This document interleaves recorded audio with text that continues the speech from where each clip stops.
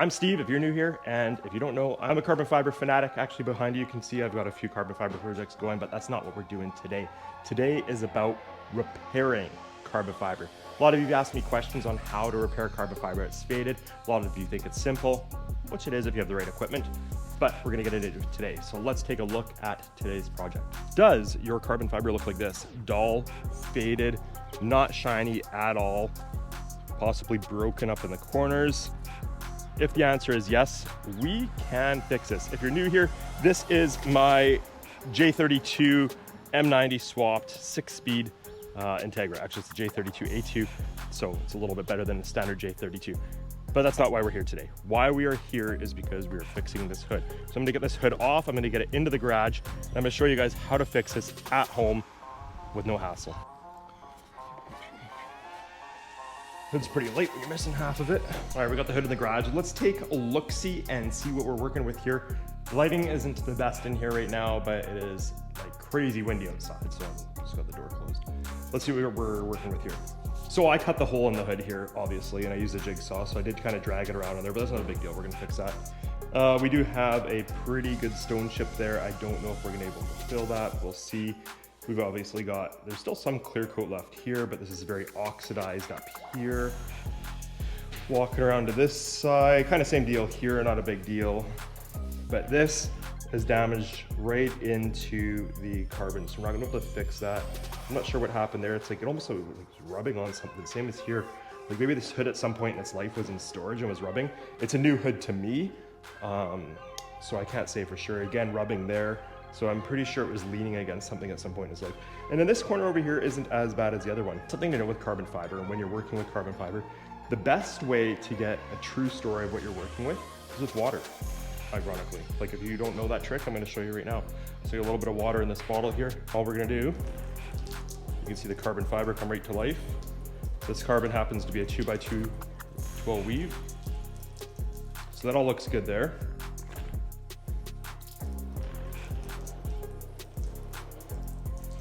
Looks pretty good here and up here. But here's where I'd mentioned we're gonna run into trouble. Nothing happens. So we're gonna deal with that. You can see where it was rubbed through. It's a little bit different carbon there, but not a big deal. This again, same deal.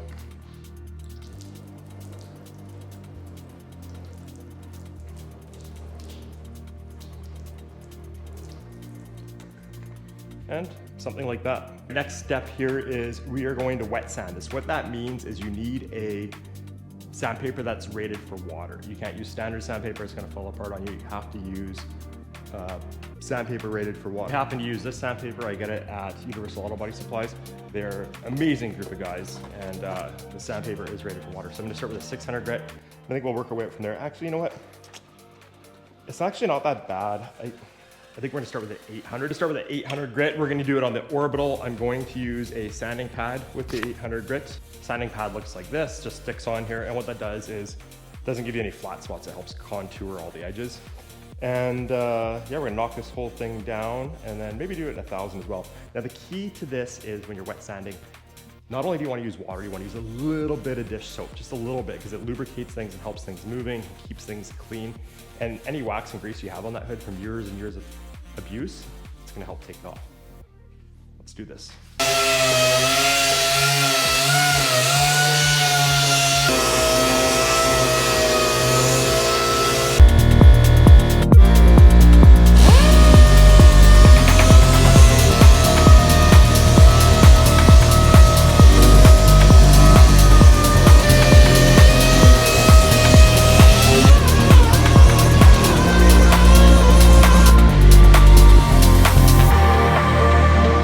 So all we've done so far is we wet sanded this with an 800 grit. We're gonna go over it again at 1,000 grit, but I wanna show you something.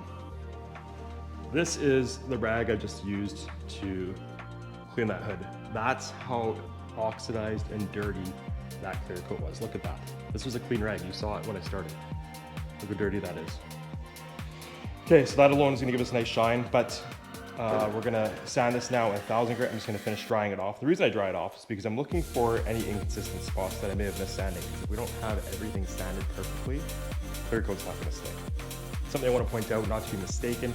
We are repairing the clear coat on this, not the epoxy slash, a lot of people call it gel coat. Going around, cleaning it up, looking for any inconsistent spots that we can hit with 800 still before we go over it in the 1000. Now, as a rule of thumb, you don't want to jump more than 200 grits at a time. So you don't want to go, for example, 800 to 1200. You can end up with sanding scratches. That said, carbon fiber does actually hide sanding scratches decent, but being this is a big panel in the front of the car, you're going to see every scratch on it. So overall, that looks pretty good.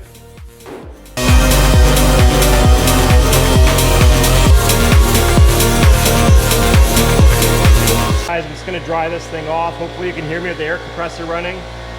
And it's actually coming out a lot cleaner than it did last time, so that's good. Now, one thing I want to point out, when you are actually sanding this, you want to make sure you go all the way around the edges. You don't have to get underneath, but you need to get the edges, or otherwise the clear coat's going to start to peel on you. Something to keep in mind. Now, when I'm done drying this off, what you're going to want to do is you're going to want to wait until it's completely dry. So I would give it a couple hours. You don't want any water at all in here. This hood's actually been repaired over here before. You can tell because the carbon weave doesn't line up, or it just came like that from the factory. Okay, so we're gonna let that sit for a couple hours and then we'll come back. Okay, the hood's still drying off, but what I'm gonna do over here, where this carbon was all messed up, is I'm gonna rough it up with some 40 grit.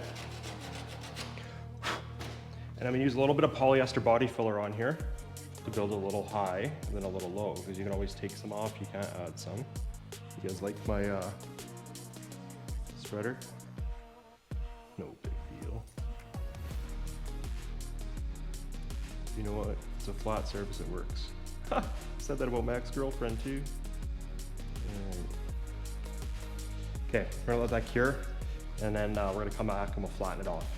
Okay, so what I'm doing here kind of goes outside the scope of the actual project, but what I'm doing is I'm just airbrushing this edge to kind of give it more of a finished look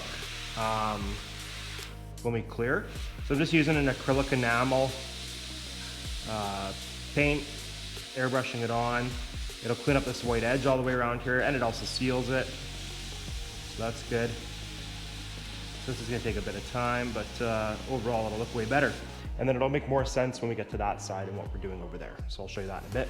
Okay, so I've gone and airbrushed all that up there, which is fine. And now what I'm doing down here where this big gouge was, is I'm just flattening this off with some 400 grit. Something like that. There's not a lot you can do when you're missing that much carbon fiber. I mean, you can piece it in there, but I don't think that's an ideal situation. But I think that looks acceptable. At the end of the day, it's a Honda. So, just use this. And what we're gonna do, and you already saw me do it on the other side, is we're going to airbrush that in the best we can. Now, a guy really should put some primer on there, but the airbrush acrylic actually is pretty thick. So it actually fills in relatively decent. You get it nice and close, layer it on that blue so it doesn't bleed through. Kind of rhymes, I guess. Give it a sec to dry. It actually dries really fast. Cures is the proper term. Now, next up is you're going to want to use a wax and grease remover of some sort. Now, you can use at this point, you could use acetone. The problem is you're trying to fight acetone right now, or the chemicals acetone gives off. So should you put it on, I would wait at least a couple hours for it to completely gas off. Although it looks like it evaporates, it's still gassing off. So that's my opinion on that. So I'm just using a wax and grease remover, pretty standard. You can use brake clean. One problem with brake clean is that brake clean leaves a residue behind, or can, depending on the brand. So that's always a concern. So we're gonna go around and do this and get it as consistent as possible. Because any of that wax and grease that's on there, stop your clear coat from sticking or bonding and curing properly. I like using this blue shop towel. If you're American, I'm not sure where you get it. In Canada, you get it at Part Source, Canadian Tire, Princess Auto, Napa, stuff like that. It works as a tack cloth. It picks up all the little bits of dust and debris really good. So I like that. I'm not getting too close to where I just airbrushed, otherwise it's going to peel it right off there. And if you didn't guess already, I did do this around the edge where I was airbrushing before off camera. Make sure you get under the edge here, all the way around. So everything's looking good. It's finally time to lay the clear coat. I'm gonna mix this at a 2-to-1 ratio, and then I might add 10% reducer. We'll see how it looks. This is another one I get from Universal Auto Body Supplies. It's their brand, works awesome. I enjoy using it. It's a 2K clear. A couple things to note. One is any major imperfections you have on your hood, clear coat is not going to fix it. You're gonna have to fix it with either an epoxy that's heavier, or like we did body filler back there. Not that I recommend that, but it'll look okay on an edge. All right, we're gonna mix this 2-to-1 though. I'm spraying it with an HLVP with a 1.4 tip, which is a little bit on the big side, but what are you gonna do? Size matters. So I'm gonna spray this around 30 PSI, and hopefully it looks decent. Let's check it out. Oh, one more thing, I'm doing 2 coats. I'm gonna do a really light coat, like a mist coat almost like a tack coat, and it helps prevent running. And then I'll hit it with a heavier coat after. We're gonna let it cure. I'm gonna open the door a little bit to let some of the fumes out of here, but I will be wearing a respirator. Let's go. Something worth noting is you can or should put water on the floor to help prevent dust. Thing is, if you're working in a garage, you're never gonna get all the dust anyway.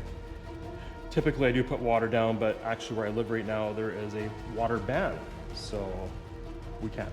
And it's okay, any dust we get in there, really depending on the scenario, we can wet sand out anyway, so not the end of the world.